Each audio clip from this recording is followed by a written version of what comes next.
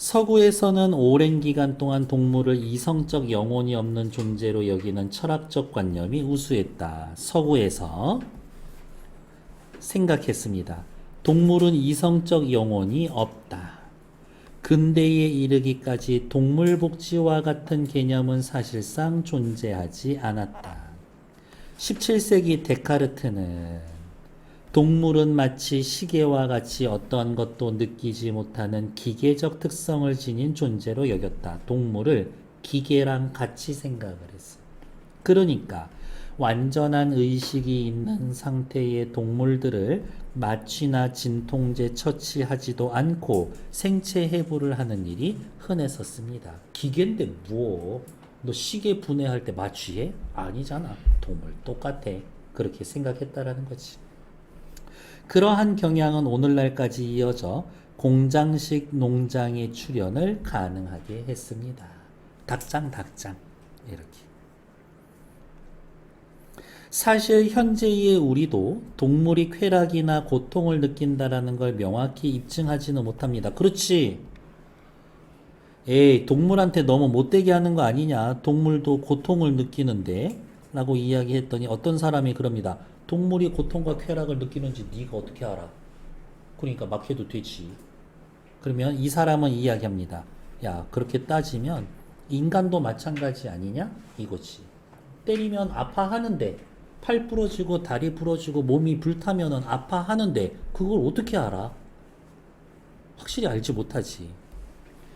그러나 우리는 최소한 어떤 일은 해야 하고 어떤 일은 하지 말아야 한다라는 사회적 약속을 지켜고 있다. 정해놓고 있다. 이 사회적 약속은 누구와 누구 사이에, 인간과 인간 사이에, 사회적 약속, 인간과 인간 사이에. 내 옆에 앉아있는 사람이 고통을 느끼는지 아닌지는 정확히 모르나 그래도 할 거 하지 말 거 약속은 정해놨다. 그러면 동물이 아픈지 안 아픈지는 모르나 동물과 인간 사이에도 최소한의 약속은 있어야 되지 않나? 라고 얘기하는 거지. 따라서 우리는 이러한 원칙을 동물에게도 마찬가지로 적용할 수 있다. 우리는 동물의 쾌락과 고통을 정확하게 입증하거나 이해할 수 없지만 그래도 우리는 이 일을 해야 합니다.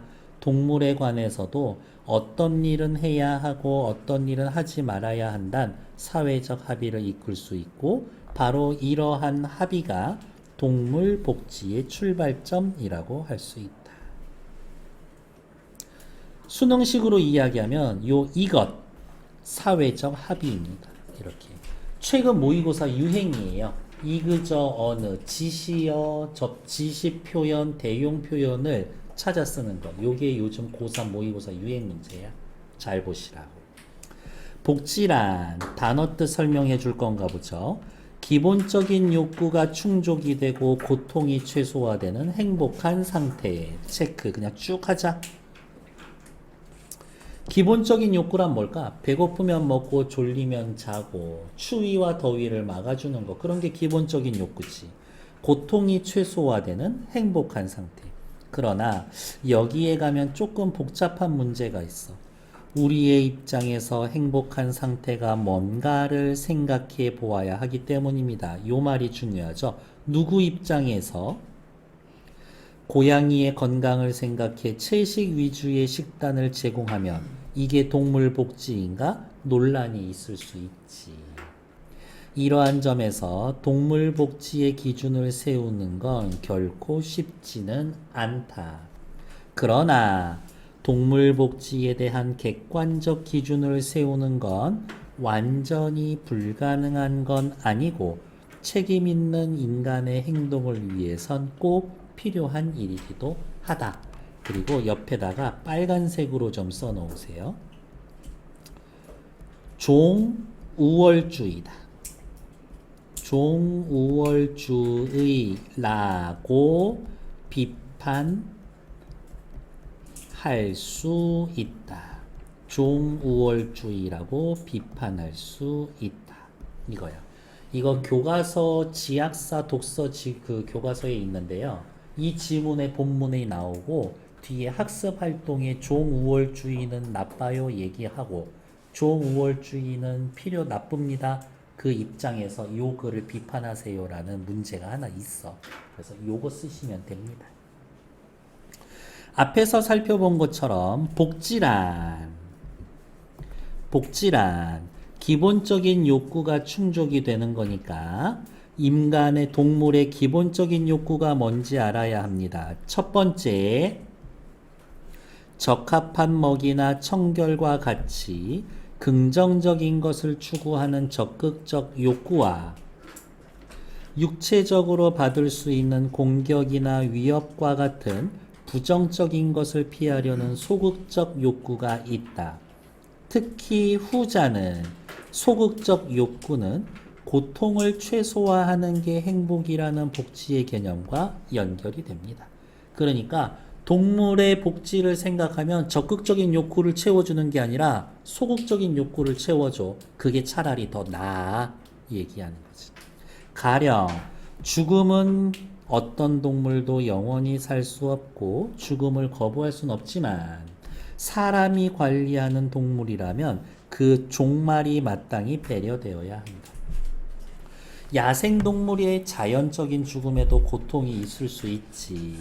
여기에서 중요한 건 동물을 죽일 수 없다가 아니라 어쩔 수 없이 동물을 죽일 수밖에 없다면 고통을 최소화하는 게 복지라는 거다. 동물 복지는 적극적 욕구를 채워주는 게 아니라 소극적 욕구를 채워주는 거다. 물론 동물도 모두 고통을 피할 수 없고 동물이 겪는 고통이 어떤 건지 입증하는 건 어려워. 이렇게지. 걔한테 물어봐. 때려놓고 얼마나 아파? 1부터 10까지. 대답 안 하지. 그러나 동물들이 적극적으로 피하려고 한다면 그것은 고통임이 확실하다. 몽둥이로 몇 대 때려. 내가 몽둥이 들 때마다 얘가 피해. 아, 고통을 주는구나. 그 정도는 알 수 있잖아. 그러므로 근데 동물들은 인간의 고통을 그렇게 신경 쓰는 것 같지 않던데. 새파랗게 어린 놈 새끼가 자꾸 물어 요즘. 그러므로 동물의 불필요한 고통을 배제하고 최소화하려는 노력이 복지를 제공하는 거고 인도적인 행위다. 동물의 불필요한 고통을 배제하고 최소화하는 것. 복지를 제공하는 거고 인도적인 행위다. 계속 이야기하지만 소극적인 욕구를 충족시켜 주어라. 사람과 일정한 관계를 유지하고 살아가는 동물과 건전하고 바람직한 관계를 정립하는 측면에서 인간이라면 해줘. 그 정도는 따라야 할 지점이다. 결국 인간은 동물의 복지를 책임져야 하며 인간을 인간답게 하는 일이 될 거다. 다시 한번 이야기하지만 역시 종우월주의라고 비판 가능하다. 네가 뭔데 동물을 챙겨줘? 이런 거지. 됐을까요? 이 글을 읽은 독자의 반응으로 가장 적절한 것은 동물 복지는 소극적 욕구보다 적극적 욕구 아니야. 적극적 욕구 X, 소극적 욕구.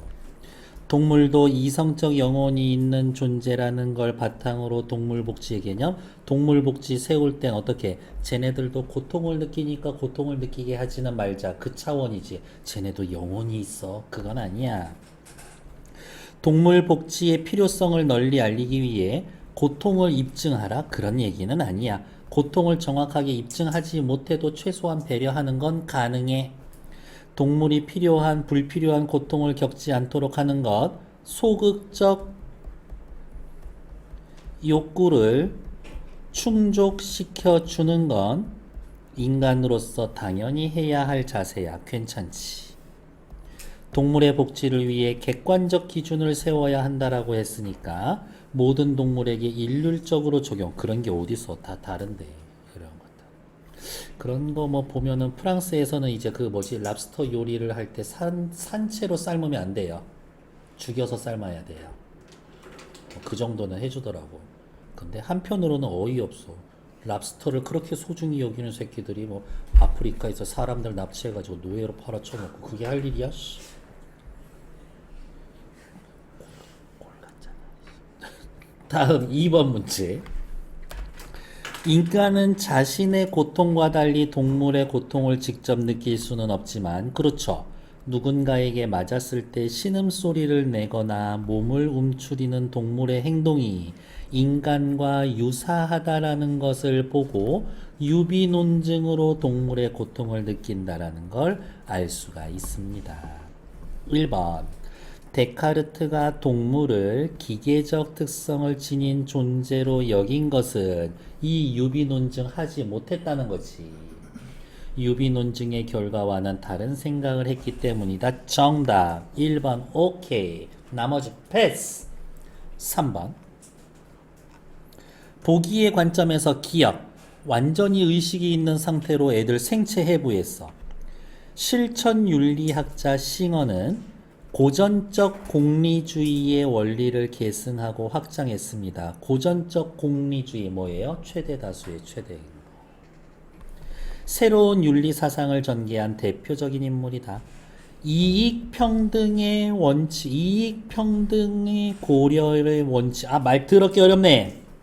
이익평등 고려의 원칙을 제시함으로써 인간뿐만이 아니라 감각을 지닌 모든 동물에게까지 공리의 원리를 확장하라고 주장했다. 최대 다수의 최대 행복에 인간뿐만이 아니라 동물도 집어넣어야 돼. 쾌락과 고통에 대한 감각을 가진 모든 개체가 쾌락을 늘리고 고통을 줄이는 방향으로 행동한다.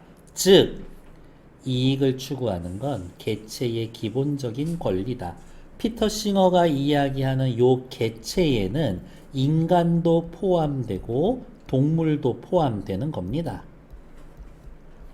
따라서 그는 인간뿐만이 아니라 감각적 감각을 가진 동물까지 도덕적 배려의 대상이 되어야 한다. 동물 감각이 있어.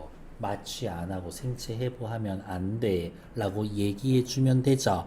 기억에 대한 비판적 의견을 한 문장으로 쓰시오. 라고 하면 동물에게 동물 아프게 했어. 동물에게